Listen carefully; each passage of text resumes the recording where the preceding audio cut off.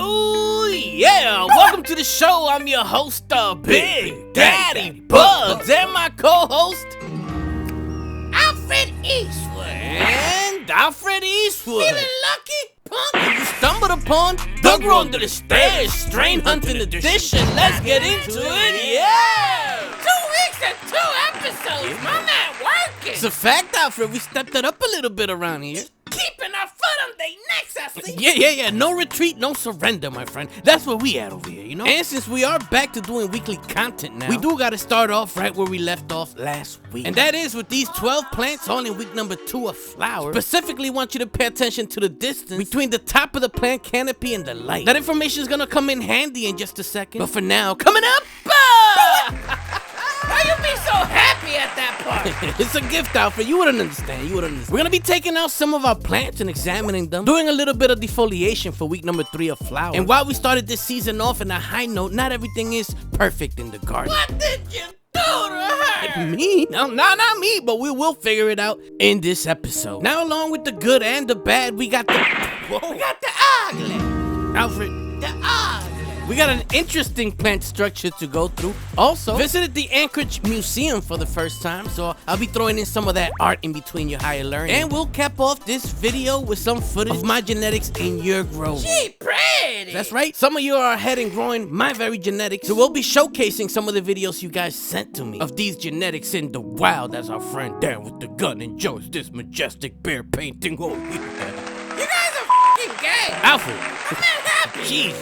As you can imagine, being this Alaska, bears are a pretty central focus of the local art, along with moose and fish, mountains and such. So a lot of the art I recorded goes in that direction. Pretty cool to see these historical items from the local tribes in Alaska. These people had swag. You know what I'm talking about? Pretty boy, swag. Now back to my cousin's garage, which houses the 2 tents that are flowering the 12 plants that we're running this season. This time pictured at week number 3 of flowering. As you could tell, the stretch has gotten out of hand. That's a big bitch. Facts, Alfred, facts. But let's go back to just a week ago, in case you forgot what the plants were looking like then. They grow up so fast. And if we go back just a few weeks more, you could tell that the cocoa side was behind our peat-based media for the first few weeks. If you're new to growing cannabis, the first 3 weeks of flowers from the plant stretch out the most. Luckily for us, this is week number 3 of flowers, so the end of stretch is near. But even so, we still have to take out the exhaust fan, place it above the tent. And that should give us more room for us to move the light a little bit higher, in hopes of preventing light burn, which unfortunately has happened in some spots already. Boo, week 3 stretch. Boo! No, Alfred, it's our fault. We simply didn't know about cocoa. We were too green, if you know what I mean. Now, this tent is being watered by an automatic ebb and flow system. I have it set to water this side twice a day. As far as the feeding regimen, we'll go over that next week, but it is the same one that we followed on last season's grow, in case you want to check it out now. As shown in the previous clip, the fan was removed and the light was moved up. We'll follow up with how the plants recovered in just a second. For now, let's just admire this graffiti that Dan has been putting up all over the park. You snitch. Nah, bro, he gonna get me kicked out. Let's move on.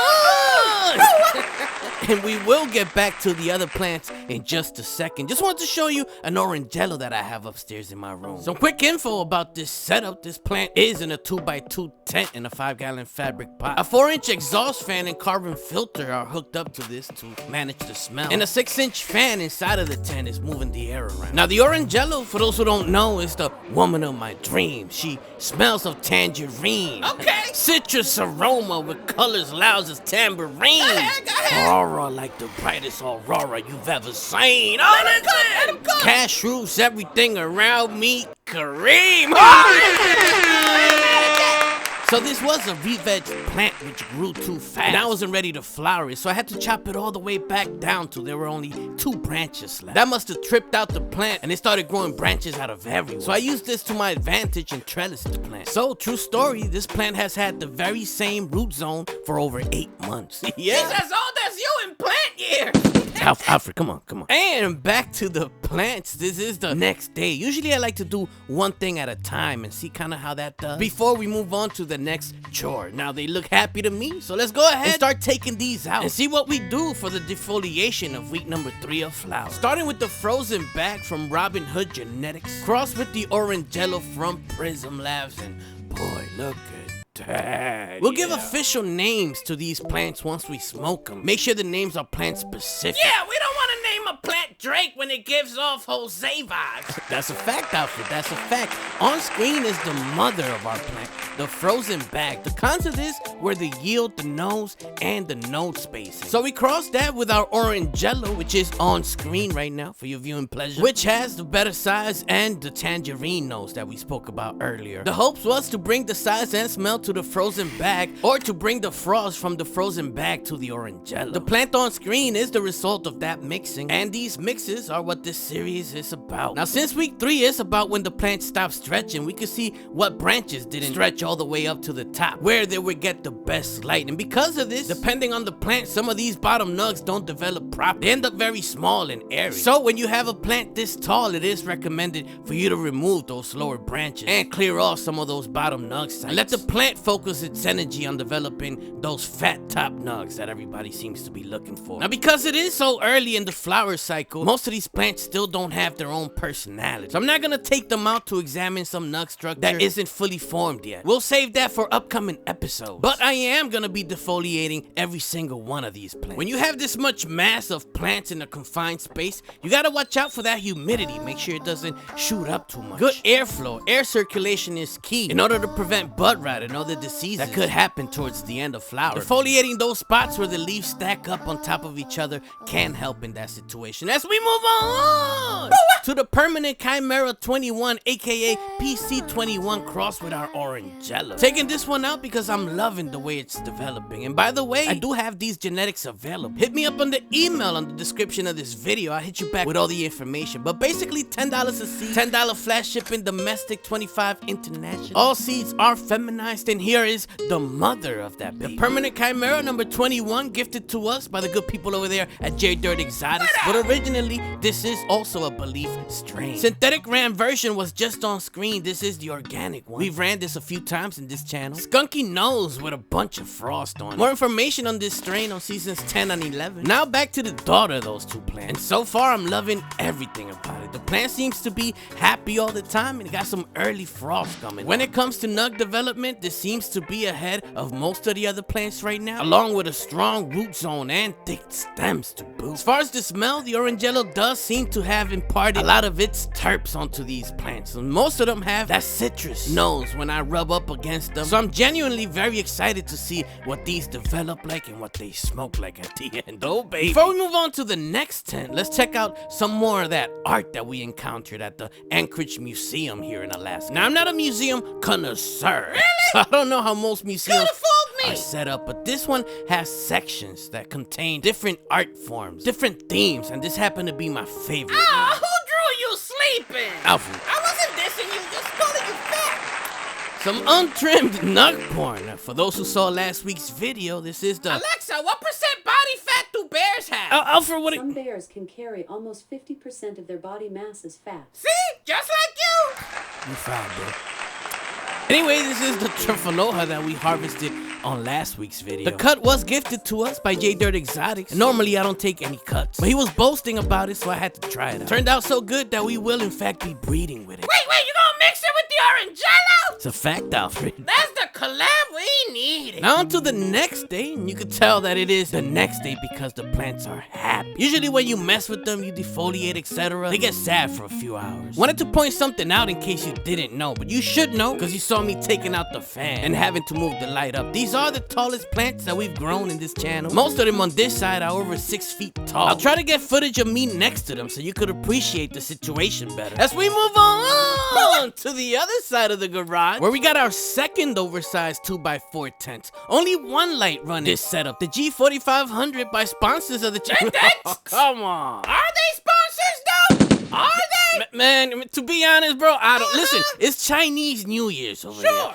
there. They busy. They haven't replied to me yet. I just don't know. So we working for free. I don't know by the 11th of the month, man. Usually that's when they pay me. As we move on, I ain't even gonna pay Who was that? To one of the happiest plants that we got going. This is the flying Hawaiian crossed with our orangecello. Also a cut gifted to us by J Dirt Exotics, and again originally from Belief Genetics. On this side, the plants are being ran in a mixture of peat and perlite that we put together in previous episodes. So this is recycled media that has been re-amended. However, at this point, I stopped re-amending and I am also feeding jacks by hand on this side. These are all in 5-gallon fabric pots, and I am currently feeding twice a week. I'll hit them with plain water if I ever see that the plants are getting too green, if you know what I mean. Now let's move on to a new section which we're gonna be calling Our Genetics in the Wild, where we showcase what you're doing with our bees. This is the flying Hawaiian crossed with orangecello. Our first video comes from the solo grow. If you want your video to be featured, you are growing our genetics and you're in flower. About to grow under the stairs. Hit the email up and send us a video. Raw shop. Wow. Good or bad, I got you. Little bright. Let the man talk. I'm just filling out the gaps. Absolute stunner. Just filling out the gaps, Alfred, you know? On to what Fast Vaz sent us. Bleep, censor myself. That's that Birkin. What the is Birkin? Alfred, All the way down. We gonna call this Birkin all the way down. Look at that shit. By the way, he calls it Birkin because it's the frozen bag crossed with the orangecello. So Birkin as in the Birkin bag. And that is your orangecello crossed with blue dream. She purpling. She purpling.